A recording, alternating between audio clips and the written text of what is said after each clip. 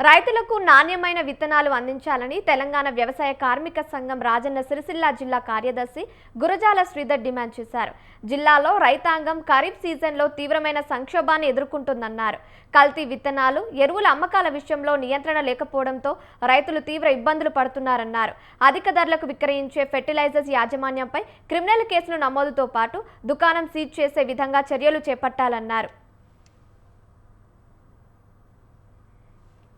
బోయినపల్లి మండలం రత్నంపేట గ్రామంలో రైతులను కలుపుకొని పత్రికా సమావేశం సందర్భంగా ఇప్పటికే రోని కాలం వచ్చి దాదాపు ఇప్పటికి నెల రోజులు కావస్తున్నప్పటికీ వర్షాభావ పరిస్థితి అనేది చాలా వెనుకబడిపోవడం వల్ల రైతాంగం ఎప్పుడు వాన కురుస్తుందని చెప్పి 1000 కళ్ళతోటి ఎదురు చూస్తున్న సందర్భంలో ఇదే అదునుగా భావించుకొని ఇక్కడున్న జిల్లాలోప ఉన్నటువంటి ఫర్టిలైజర్ యాజమాన్యం విత్తనాల విషయంలో కానీ ఎరువులు కానీ యూరియా బస్తాలు కానీ ఏదే కానీ తదితర రైతుకు సంబంధించిన ఏదే కానీ అడ్డగోలు ధరగా అమ్ముకుంటూ వారికి సరైన బిల్లులు ఇవ్వకుండా కూడా ఆ రకంగా ఫర్టిలైజర్ యాజమాన్యం దోపిడీ చేస్తుంది. కాబట్టి ఇప్పుడు మేము వ్యవసాయ కార్మిక సంఘం జిల్లా వ్యవసాయ కార్మిక సంఘం తరఫున వ్యవసాయ అధికారులకు జిల్లా కలెక్టర్కు ప్రభుత్వ అధికార యంత్రాంగానికి ఒకటి డిమాండ్ చేస్తున్నాం.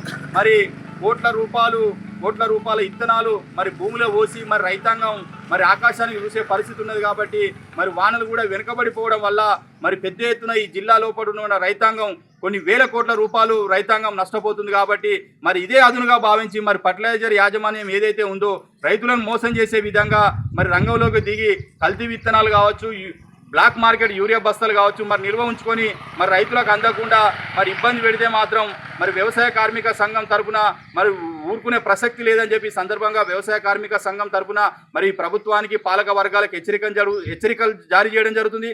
రాజన్న సిరిసిల్ల జిల్లా బోయినపల్లి మండలం రత్నంపేట గ్రామంలో